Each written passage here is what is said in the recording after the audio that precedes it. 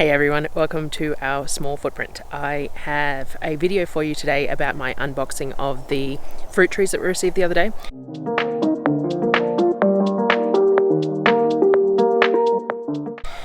I was looking at it last night and realised I didn't really do an intro or an outro or anything on it, so I'm going to give you some information to go with that video, some context. So it is, I don't know, 8 o'clock this morning. I've just made the kids chocolate porridge, I have coffee, and so I've walked out here to where the chicken pen is to explain some of our plans here. So behind me is the original hoop house that we started for the garden that is still attached. We took the shade cloth down the other day because we're still working on the wood chips and everything else. We had a flat tire on the wheelbarrow with a broken valve, so we've replaced that now and we will keep going with this. So then behind me here, over this way, is our chicken pen. So when we moved into the property, we got about 1,000 square meters cleared, and we used that 1,000 square meters because that's what we had cleared. We used that 1,000 square meters because that was the area that was cleared, and it made sense to use that area. So we built everything within that 1,000 square meters. So the chicken pen, the pig pen, the gardens, the house, everything's within that 1,000 square meters. What we're going to do is we're going to move this chicken run and pen behind the house into the bush, which I'll show you on another video. We've started working out a path and all the rest of it. We need to get some tin down there and get it all worked out and started. So until that point though, we have the chicken pen out here, and it's in full sunlight for pretty much the entire day. Like it's pretty much in sun all day. So we've got shaded areas obviously for the chickens, but it's not ideal. So when we move it out the back, we're going to split the chickens and the ducks up so that we can hatch some eggs under the ducks without the chickens attacking the eggs, and have them separate. And I might get some fancier chicken breeds as well once we've got it all set up, because it'd just be nice to have some. But our chickens are mostly for eggs, so we're not overly concerned, and we tend to breed our own hatch our own eggs because they become acclimatized to the weather. So the first year we were here, most of our chickens are from rescues and things like that. They were like $5 hens and things like that, and the first year we didn't get eggs for like 3 months over the cold season, but the next year and the year after there's been a lot less time that we've failed to get eggs. We do however have less hens than I would like at the moment, but hatching them you end up with roosters, and we still haven't found an efficient way of culling our roosters or things like that, and I'm hesitant to hatch more eggs where we could have roosters without that set in place, because we actually have some roosters that are overaged in a pen at the moment, because we are unsure what we're going to do with them. They obviously need to be culled, but we're having issues with the process. So we do need more hens, but hatching them may not be the best bet. We may have to buy some sexed chicks or buy some pullets or something to get more eggs in the meantime while we decide what we're doing. We'll see how we go. So the chicken pen covers a significant area. I'm going to turn you around and I'm going to walk you around and have a chat about the area, because what we're going to do is once we pull this down, we're going to turn it into further of an orchard. Alright, so you're going to have to excuse the mess because we're in the process of removing all the weeds and everything else. So this is the main chicken pen. Now when we put it up, we put dog wire up, and then we had to put wire over the top of it. So this is very practical but not very attractive, and that's something that I'm hoping to do with a lot of the stuff that we're redoing now. I really want to make it more attractive, more pleasant. This was built, well, we've been here for 4 years now. We started off with a little mini hoop house, and when we built that hoop house, we had an issue where a wild dog got in and killed one of our drakes and a couple of hens and things like that, and it was really unfortunate. So we then expanded it and made metal on it. We got ducks, so we expanded it further. So it's very much a chicken pen that Jack built. It has been added to and done what needs to be done as it goes. And then we had chicks out here, so we had to use this bird netting over the top because we were getting they're all talking to me now.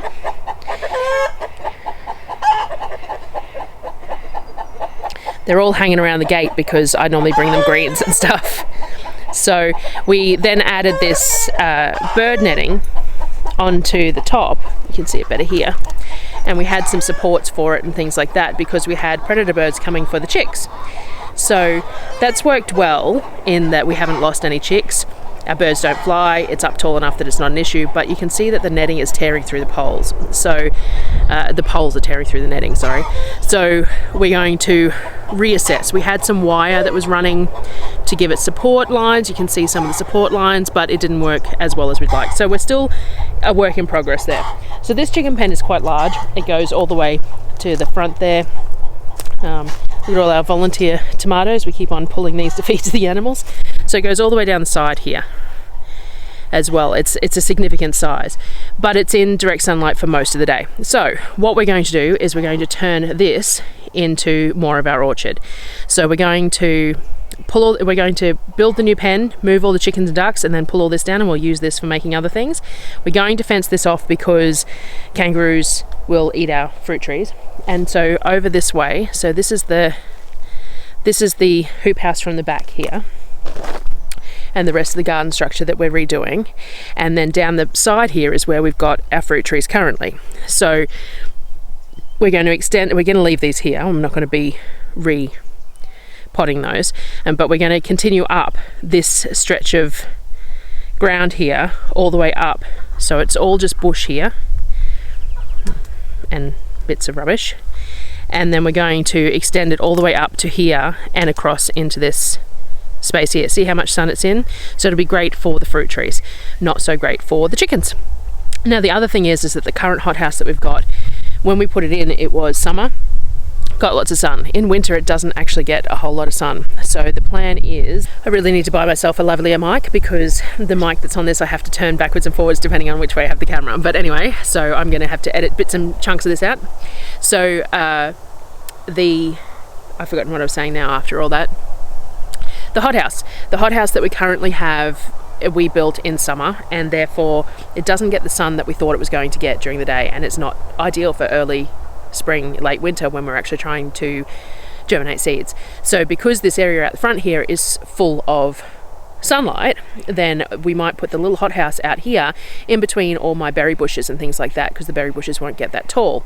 So we'll stick the trees further away from it and have, like, I just, part of what this video is showing you the native berries that I just bought. So I've just bought some native raspberries and native blueberry alternatives, and I've actually just ordered a few more to come as well, so that we've got 6 of each, and they're going to go in this section here around that new hothouse. And I might put a little deck on my hothouse, and I could have a little table there, and then that way I could have somewhere to get a little bit further away from the kids when trying to do all this sort of stuff. So that's the plans anyway. So what I've done is I filmed the unboxing of all the new fruit trees that I just got, and shared some of the varieties with you, so I will put that here now. And I rambled a bit, unpacked it all, but it's a good example of how all it comes. So I bought these particular ones from Daleys, and they come well packaged and lovely and healthy. So have a look at them if you've been thinking about buying from them. Their shipping is not too bad, and this is what I got from them. Alrighty, so they're all stuck together. Pull you back a bit so you can see better.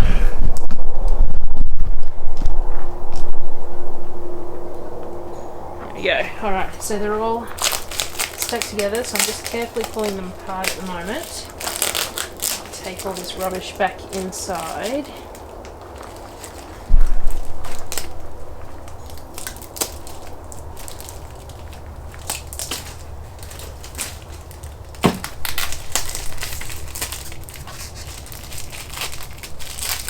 Now these are from Daleys, and it says on the information that these cardboard boxes are sturdy enough that I can soak them in this and leave them in it for a short period of time. It says a couple of weeks, so I'm going to soak them as is. So what I got a couple of the Atherton Raspberries, which are a native raspberry, red. It says has a red orange berry that grows in an upright, suckering, sprawling ground cover with cane-like stems.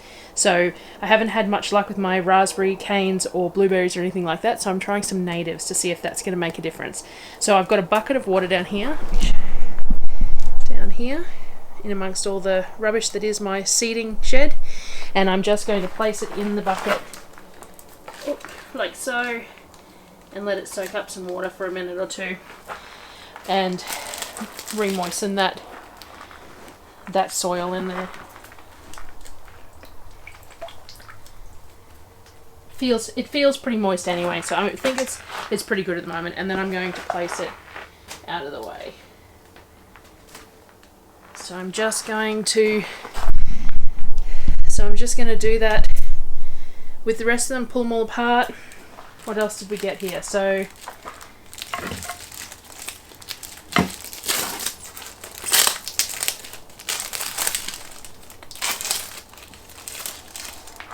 this one is feijoa. So I got a couple of feijoas to grow. They're such a hardy sort of a plant from what I've heard that I think that we might have luck with getting these to grow. This is a nice healthy looking plant there. Oh.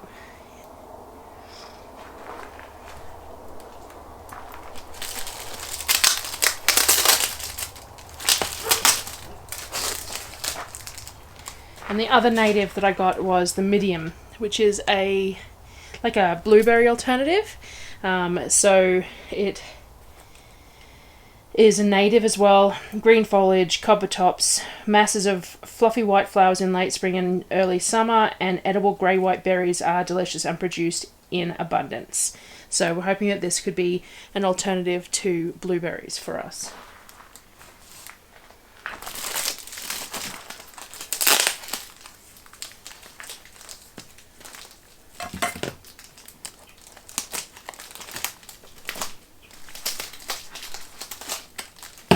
Trying to be careful to pull these apart without getting them caught on any other plants, damaging anything in any way. Alright. So the other thing that I'm really excited about is I got some kiwi berries. So I got a couple of these, and I'm going to have to build an arbor for them because they apparently require really, really sturdy arbors because they're such a heavy plant. So I have I think I bought 2 of these, maybe 3, we'll see as we go through, and the idea is to put them over an arbor out in the garden and hope that they really take off. A lot of these things too are really great because I'll be able to take cuttings off them and grow more of them. Well, that's the hope anyway. So I invested in this initial purchase with the knowledge that I can extend the amount of the quantity of the plants later on with a little bit of extra work. So what was this one? This one's the other feijoa. So they were just the standard feijoas, and then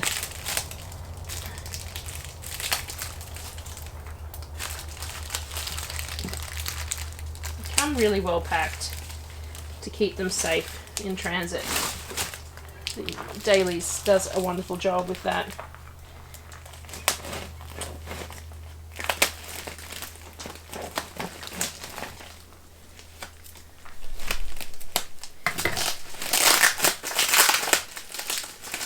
So we'll probably buy a few more bare roots this year as well. There's a few other things that I'd like. The kids Apollo would really like a nectarine tree, which we don't have yet. So I will probably buy a nectarine at least, and then we'll see how space goes. Alright, so what do we got here? This is one of the pear trees. So we don't have any pears at the moment. So this is a hood pear, a large golden yellow fruit with creamy white flesh. Great for fresh eating, vigorous tree resistant to blight. So they only require 350 chill hours, which we get well and truly, so that one should do well for us.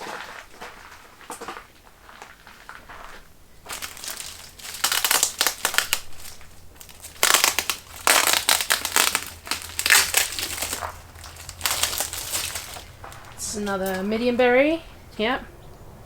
So it looks like I've got 2 of those.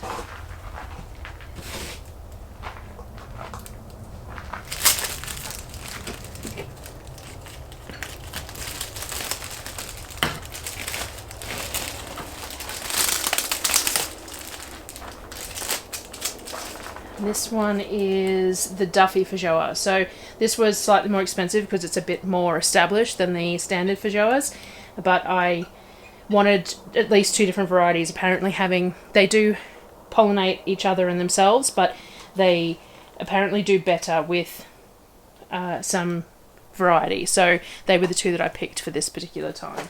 We might add to them later.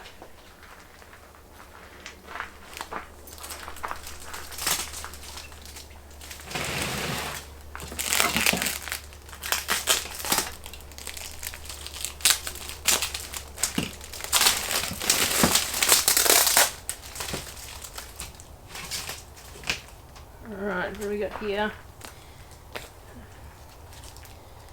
This one is another of the Kiwi Berries. So it looks like I've got two Kiwi Berries, 2 medium berries, and 2 of the Atherton Raspberries, but it looks.